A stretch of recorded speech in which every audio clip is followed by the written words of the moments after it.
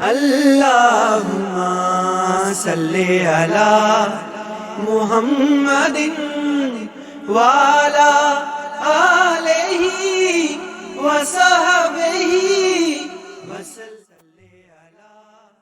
پیارے سامعین، السلام علیکم۔ وائٹل اسلامک سٹوریز میں خوش آمدید۔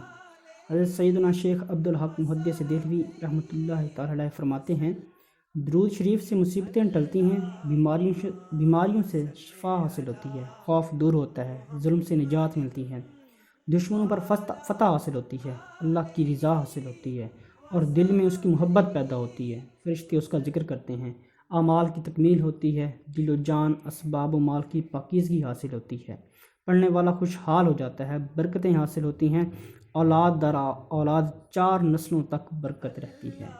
یہ آپ نے جذب القلوب میں فرمایا، صفحہ نمبر 229 میں۔ تو آپ بھی اصول برکت کے لیے ایک بار درود پاک پڑھ لیجیے۔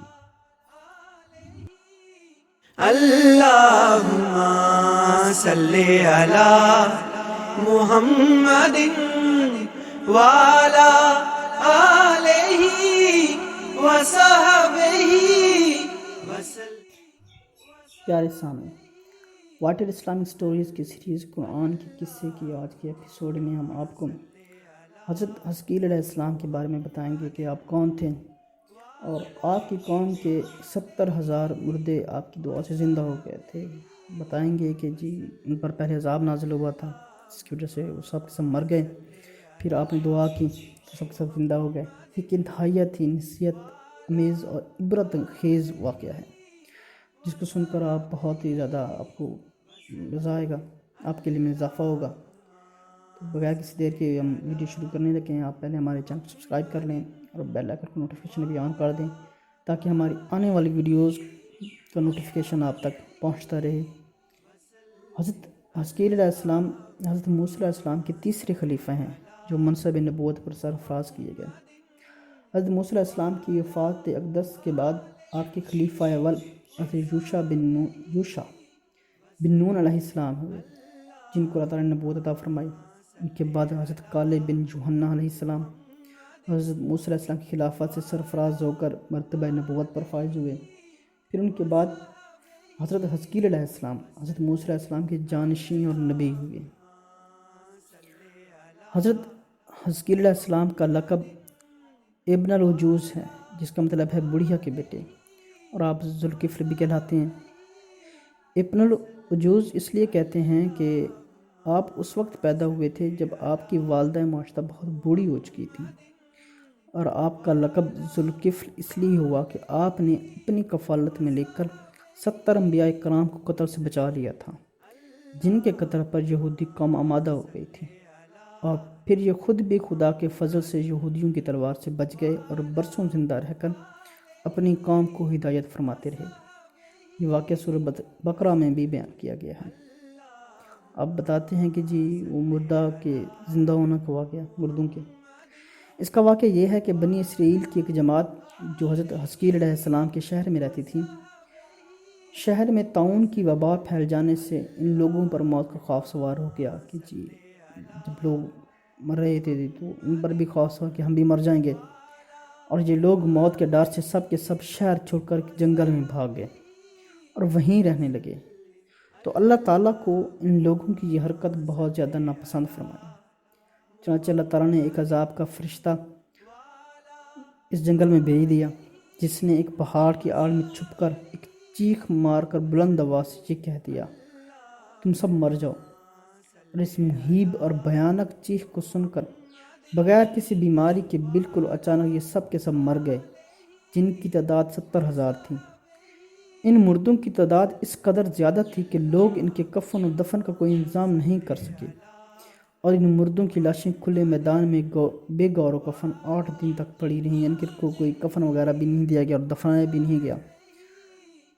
اور جب ان یہ سڑنے لگیں اور اس سے بو آنے لگی، پورے جنگل میں ہر طرف بو پھیل گئی اس کی، تو کچھ لوگوں نے ان لاشوں پر رحم کھایا اور چاروں طرف سے دیوار کھڑی کر دی تاکہ یہ لاشیں درندوں سے محفوظ رہیں، جو جنگلی جانور ہوتے ہیں ان سے محفوظ رہیں۔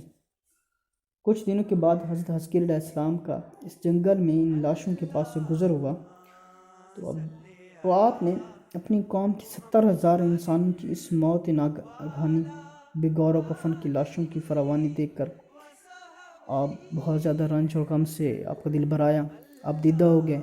تو اللہ عز و جل کے دربار میں دکھ بھرے دل سے گڑ گڑا کر دعا مانگنے لگے کہ یا اللہ، یہ میری قوم کے افراد تھے جو اپنی نادانی سے یہ غلطی کر بیٹھے کہ موت کے ڈر سے یہ شہر چھوڑ کر جنگل میں آ گئے۔ یہ سب میرے شہر کے باشندے ہیں، ان لوگوں سے مجھے انس ان کے پیار تھا اور یہ لوگ میرے دکھ سکھ کے شریک تھے۔ افسوس کہ میری قوم ہلاک ہو گئی اور میں بالکل اکیلا رہ گیا۔ اے میرے رب، یہ وہ قوم تھی جو تیری حمد کرتی تھی اور تیری توحید کا اعلان کرتی تھی اور تیری کبریائی کا خطبہ پڑھتی تھی۔